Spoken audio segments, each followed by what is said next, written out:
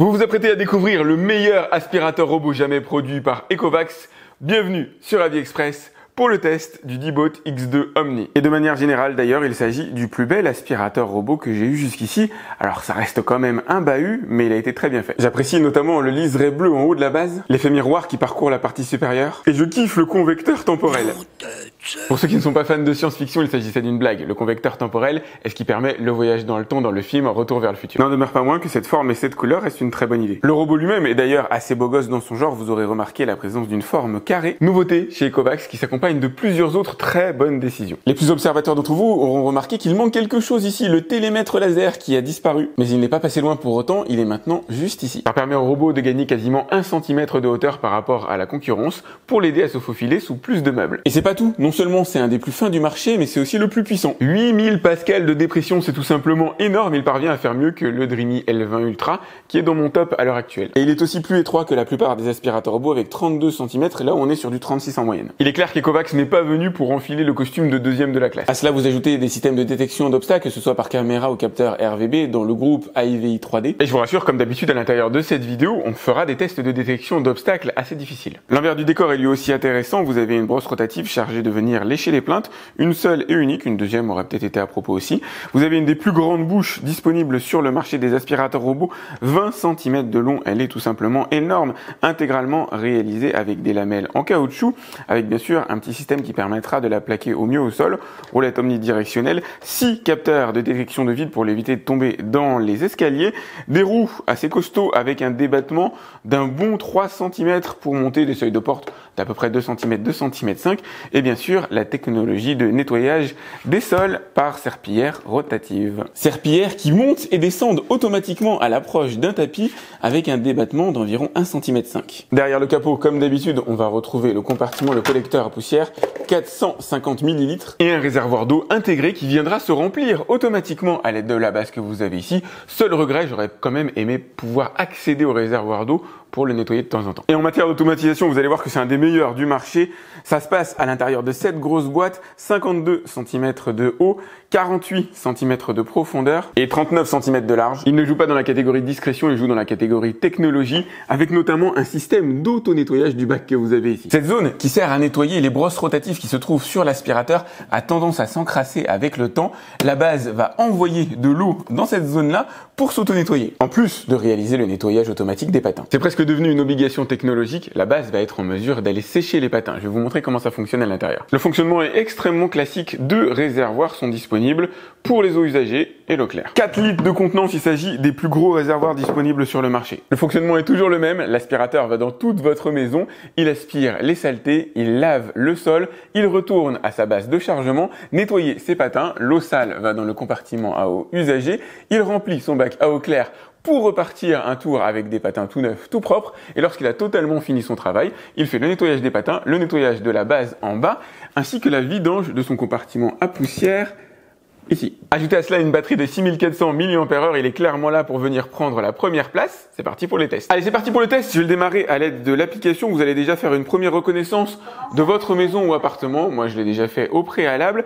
Là, on va aller voir comment il se débrouille en matière de détection d'obstacles. Il est en train d'effectuer son repérage dans l'espace. Bon, il a pris un tout petit peu plus de temps que ses collègues pour cette phase-là, mais il a aussi un lidar assez différent. Comme vous allez le voir, j'ai mis pas mal de pièges sur sa route. À commencer par le petit bonhomme que vous avez ici, qu'il devrait détecter assez facilement. Le petit bonhomme Minecraft, plus de 10 cm de haut, normalement, ça c'est censé être une formalité, il l'a vu. Il a pris légèrement du recul pour pouvoir l'esquiver avec une autre routine que sur un aspirateur rond, puisque les angles sont potentiellement des obstacles, les angles de l'aspirateur robot. Donc il recule très légèrement quand il approche un obstacle. Là, on a du gros câblage et il est en mesure de le voir. Et ça, c'est très très bon signe. C'est quand même des câbles qui sont assez proches du sol, assez plats, pas extrêmement épais. Et il a été en mesure de le détecter, c'est cool. Je lui ai mis d'autres obstacles ensuite. Là, vous avez une chaussure de ma fille. Impeccable. Alors, j'ai pris une chaussure basse, hein. Vous voyez, je l'ai mis quand même en difficulté. Là, vous avez une de mes chaussettes. Sale, forcément, ça va le rebuter. Ouais, génial. Et le dernier obstacle, le plus difficile, le câblage, avec notamment ce premier abord, un câble très fin au sol. Là, s'il parvient à le détecter, il se sera hissé au rang des tops.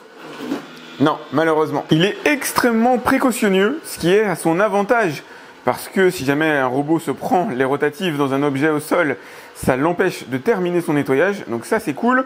Ça le ralentit par contre un petit peu par rapport à la concurrence, le fait de devoir reculer sensiblement pour mieux gérer son empattement. Allez, voyons voir comment il se détecte avec les meubles hauts, les meubles de plus de 10 cm de haut. Là, on est par exemple porte, meuble de cuisine.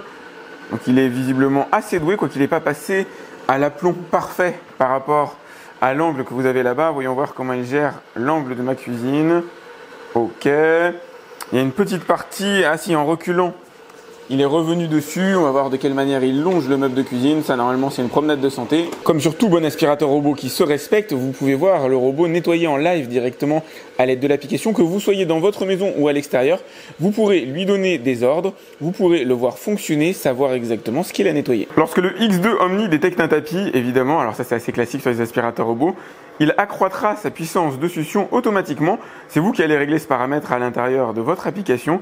Là, ce qui va être intéressant de voir, c'est s'il est en mesure de voir les pieds de chaise. Et ouais, apparemment, il fait partie des rares aspirateurs robots en mesure de détecter les pieds de chaise. Ça, c'est cool. Après, je me demande si sa largeur ne lui aurait pas permis de passer entre les pieds de chaise. Il faudra que je vérifie tout à l'heure ce que ça donne. En tout cas, il est en mesure de les voir. Et franchement, c'est assez exceptionnel. Ça existe, j'en ai déjà vu, mais mine de rien, même dans le haut de gamme, c'est pas si fréquent que ça. Et si d'aventure il vient en cogner un, il y a une petite réglette en caoutchouc à l'avant de l'aspirateur qui le protège et qui protège vos meubles. Comme les serpillères à l'arrière sont levées, je lui ai demandé de ne pas passer la serpillière, du coup il les a levées à la fameuse hauteur de 1,5 cm. Allez, on entre ici dans une zone assez difficile, il y a un beau câble sur le sol. Vous avez aussi des zones à forte densité de lumière, à fort niveau de lumière. L'aspirateur est parfaitement en mesure de fonctionner la nuit, ou dans une zone peu éclairée, sous un lit, sans aucun problème. Là, le but, c'est de voir s'il détecte les rideaux. Est-ce qu'il va aller à leur contact ou est-ce qu'il va les esquiver? En bon haut de gamme qui se respecte, alors il a non seulement esquivé les câbles, mais il a en plus esquivé les rideaux. Ce qui serait intéressant maintenant, c'est qu'il s'en rapproche. Il passe à une distance un peu plus élevée que la concurrence. Par rapport au rideau, il aurait pu s'en rapprocher très légèrement, je trouve. Alors la question que je me pose, c'est va-t-il voir la table à côté de laquelle il est en train de passer? En général, la plupart de mes aspirateurs se cognent dedans. Et ben, c'est pas le cas ici. Il est bel et bien en mesure de la détecter, de l'allonger, nickel. Est-ce qu'il va passer entre les deux meubles? Il a tout juste de quoi passer. Petite hésitation. Il aurait pu. Je pense qu'il va reculer.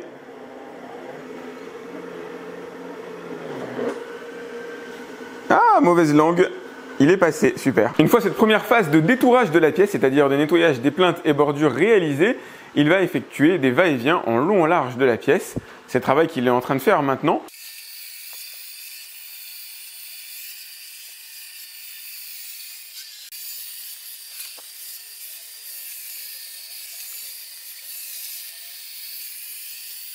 Une fois son nettoyage terminé, il va bien sûr retourner se charger à sa station.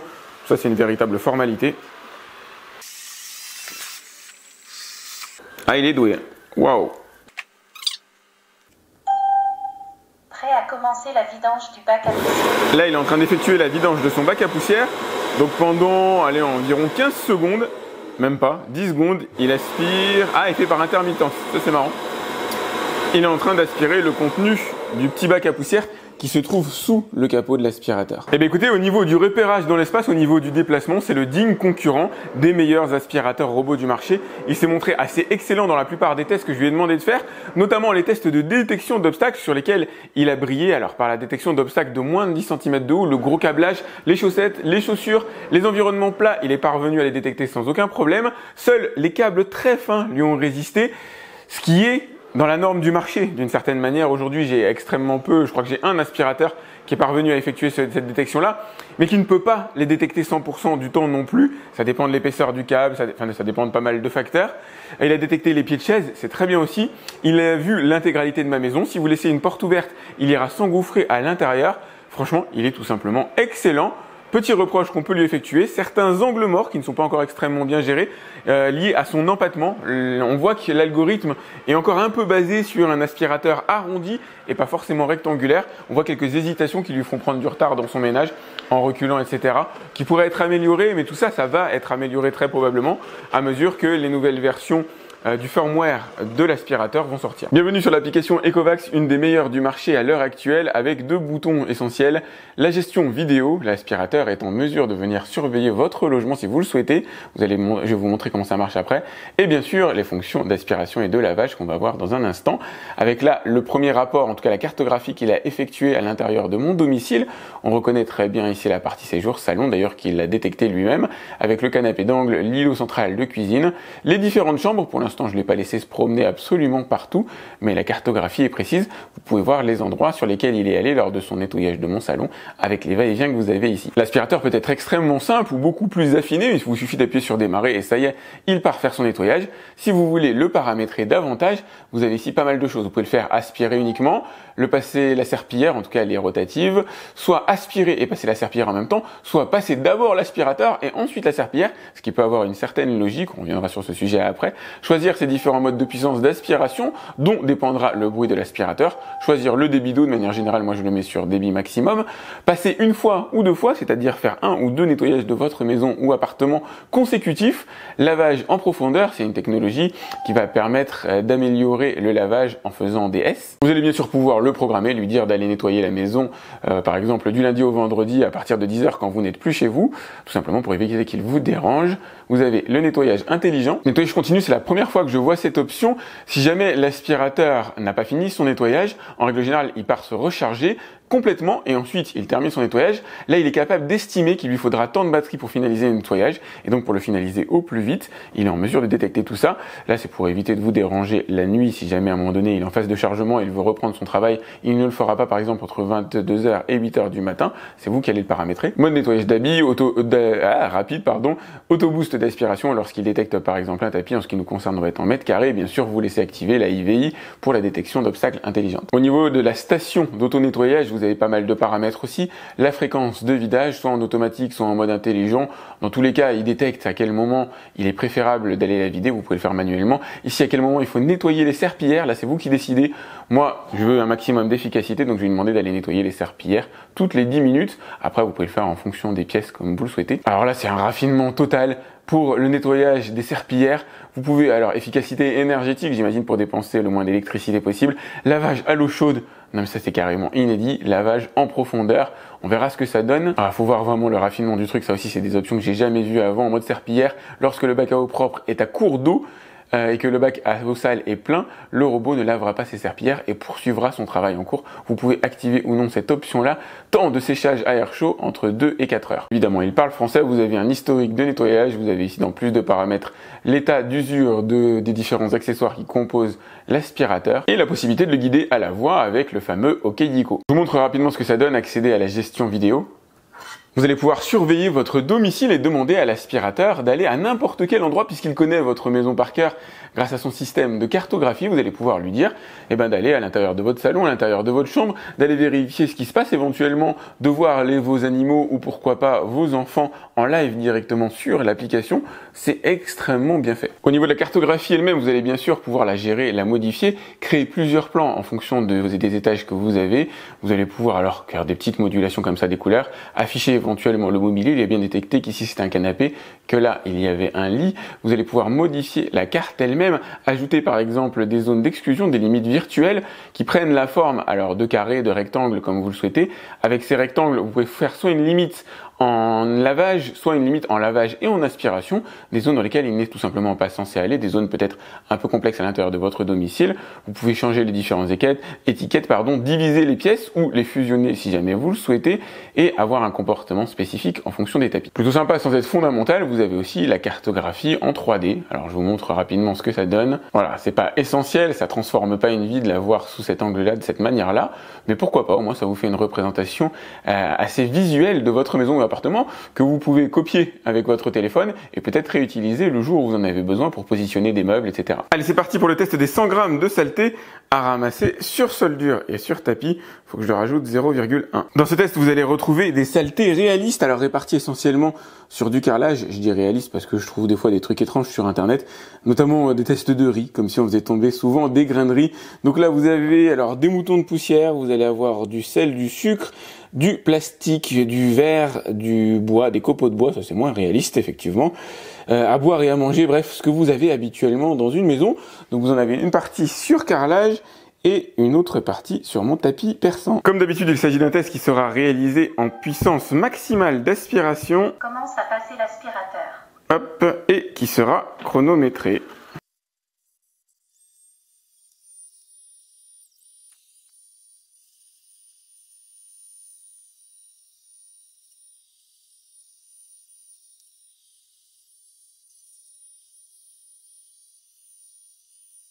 Et voilà, il a terminé en 3 minutes 36. En 5 minutes 36, pardon. Donc il a fait un globalement plutôt beau nettoyage sur les zones sur lesquelles il est passé, effectivement. Elles sont, quasiment vierges de saleté. Il va rester 3-4 saletés par-ci, par-là. Une petite zone ici sur laquelle il n'est pas passé. Celle-là, c'est normal parce qu'il avait une roue sur le tapis et une roue sur le carrelage. À ce niveau-là, il peut pas. Sur le tapis, par contre, il a été dévié. Dans les zones sur lesquelles il est passé, il a effectué un bon nettoyage. Mais il y a une petite zone ici sur laquelle il n'est pas passé non plus. C'est un peu dommage, ce petit élan étonnant de repérage, cette petite erreur de repérage est assez inhabituelle. De quelle manière cela se traduit-il à la pesée? Eh bien, il a ramassé 89,2 grammes de saleté sur les 100 demandés. J'avoue que je m'attendais un petit peu mieux sur ce test-là. 89,2 grammes de saleté ramassés sur les 100 demandés, c'est bon, mais l'excellence s'atteint à partir de 90 grammes. Les meilleurs sont capables de dépasser les 93 grammes. Ça se joue à pas grand-chose. À échelle d'une maison, ce sera impeccable et vous ne verrez pas la différence. Là, on est dans un espace assez spécifique qu'il ne connaissait pas à l'avance, avec un robot qui nécessite, selon moi, encore quelques mises à jour dans sa finesse, sa méthodologie de déplacement. Ça pourrait être affiné. C'est pas inhérent au robot lui-même, je pense. C'est tout simplement des méthodologies de déplacement qui changent par rapport aux aspirateurs ronds et qui ne sont pas encore totalement intégrés dans cette version rectangulaire. Il a une très bonne capacité d'aspiration, de puissance de succion sur tapis, sur sol dur. Encore une fois, dans une maison classique, moi je l'ai déjà testé et il la rend absolument impeccable. Sur ce test-là, qui est fait pour départager les aspirateurs entre eux dans un environnement véritablement difficile, il pêche un peu et je me serais attendu à ce qu'il dépasse les 90 grammes. Allez, c'est parti pour le test de la fonction laveur de sol. Là, je lui mets de l'eau. Je suis pas certain qu'on puisse réellement lui mettre du détergent. En règle générale, c'est pas recommandé. Sur l'application, je vais le régler en mode serpillière, nettoyage, lavage en profondeur, une seule fois. Et je vais l'envoyer au front, un front super difficile, une trace de terre encore humide, sèche. Il aurait quasiment aucune chance de l'enlever.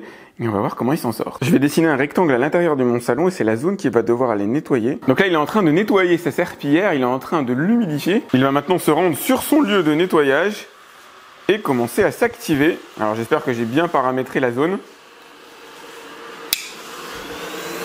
Hop, ça y est, il a plaqué ses serpillières au sol. Donc vous voyez en rotation. Rotation assez classique, c'est pas particulièrement rapide, mais c'est très bien. Ce qui va être intéressant de voir, c'est s'il parvient à enlever la tâche qui se trouve ici sur le sol. Alors ça va pas être une mince affaire. Vous vous demandez peut-être ce qui est le plus efficace entre les systèmes de rotation et les systèmes de vibration qu'on peut avoir sur les aspirateurs robots. Et bien sachez que même pour moi, il est assez difficile de savoir quelle est la meilleure technique, la meilleure technologie.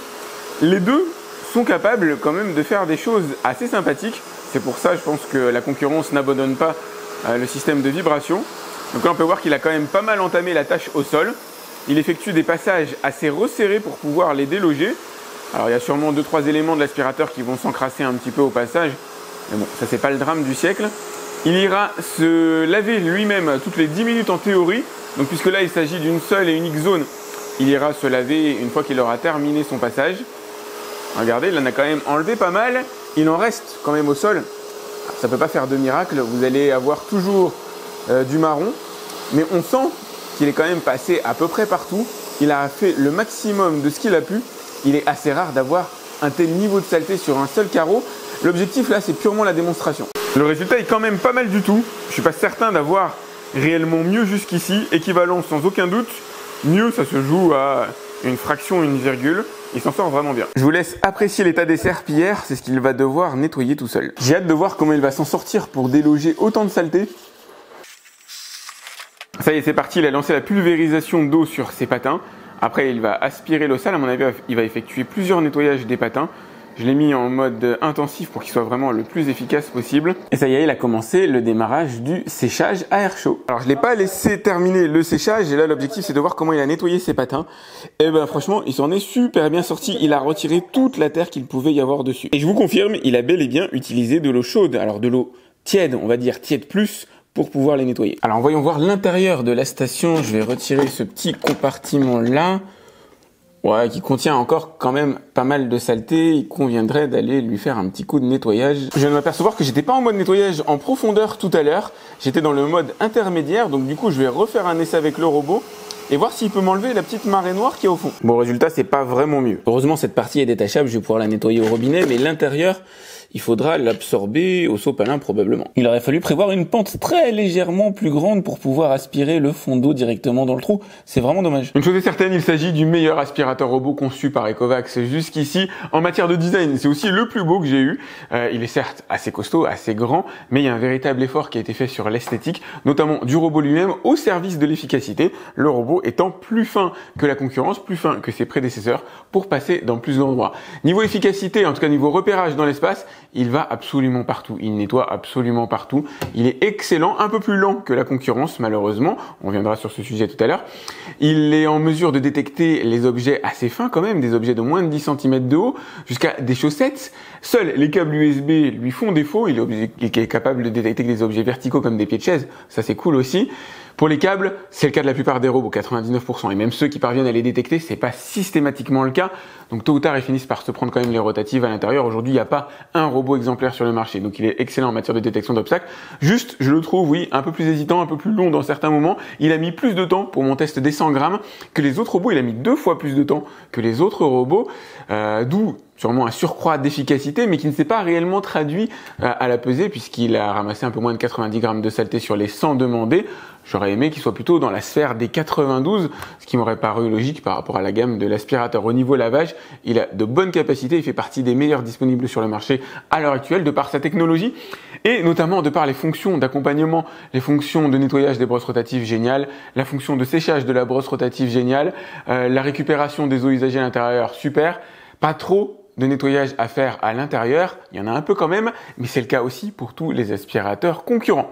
Voilà, vous savez à peu près tout sur ce D-Bot X2. Pour voir mon classement, vous aurez la vidéo de recommandation du Black Friday qui paraîtra bientôt.